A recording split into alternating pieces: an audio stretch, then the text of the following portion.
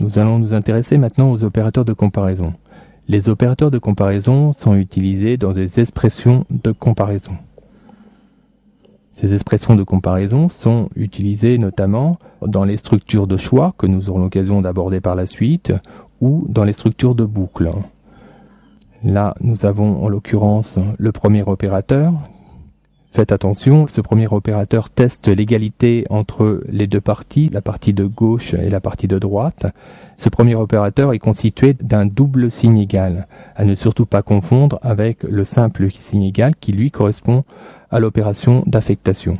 Nous avons ici l'opérateur qui va tester si la valeur de droite est bien inférieure à la valeur de gauche, celui-ci qui va tester si la valeur de gauche est supérieure à la valeur de droite,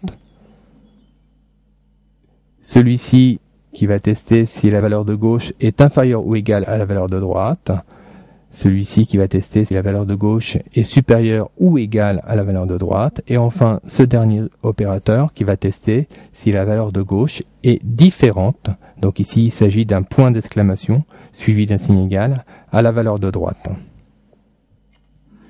Comme je vous le disais au début de cette leçon, ces opérateurs doivent être utilisés dans des structures de choix, en l'occurrence des structures de style if ou dans des structures de boucles avec des boucles while ou des boucles for. Dans un premier temps, nous allons mettre en pratique cet opérateur en utilisant une structure de choix qui n'est pas une structure if, mais un opérateur compact que nous allons vous présenter tout de suite. Il s'agit donc de l'opérateur de choix ternaire. Cet opérateur, comme son nom l'indique, sera structuré en trois parties. La partie de gauche, dans laquelle nous indiquerons l'expression de condition, qui utilisera donc les différents opérateurs de comparaison que nous venons de vous présenter. Ici, la partie centrale, qui contiendra par la suite l'expression qui sera exécutée si l'expression de condition est vraie, et ensuite la troisième partie qui contient l'expression qui sera effectuée dans le cas où l'expression de condition renvoie une valeur fausse. Remarquez au passage que ces trois parties sont séparées par des symboles bien spécifiques. Ici, pour la première partie, nous avons un point d'interrogation qui indique donc que la partie précédente est bien une question, on se pose la question, il y a un point d'interrogation à la fin, ce qui est tout à fait logique. Et ici, nous avons pour séparer les deux alternatives selon les réponses que nous allons obtenir, l'opérateur, donc le double point, qui permet de séparer l'expression qui sera effectuée si le résultat est faux et celle qui sera effectuée si le résultat est vrai. Un petit exemple pour tester l'utilisation de cet opérateur de choix ternaire. Nous avons ici l'expression de comparaison. Nous testerons donc si $test est supérieur à 2. Dans la partie centrale, nous avons l'expression qui sera effectuée si la réponse est oui. Donc nous affecterons en l'occurrence le mot oui à une nouvelle variable qui s'appelle $rep. Et ici, dans la partie de droite, nous avons l'expression qui sera effectuée dans le cas où la réponse est négative. Nous affecterons dans ce cas la valeur, du moins le texte non, à la variable $rep. Appliquons maintenant ces deux opérateurs, l'opérateur ternaire et les opérateurs de comparaison, à un petit exemple pratique. Ouvrons une page modèle. Placez-vous dans les balises PHP. Nous allons commencer par saisir une première variable, LG, et nous allons l'affecter à FR. Je vous propose de réaliser en l'occurrence un petit script qui permettra d'afficher bonjour ou hello selon la langue qui sera renseignée.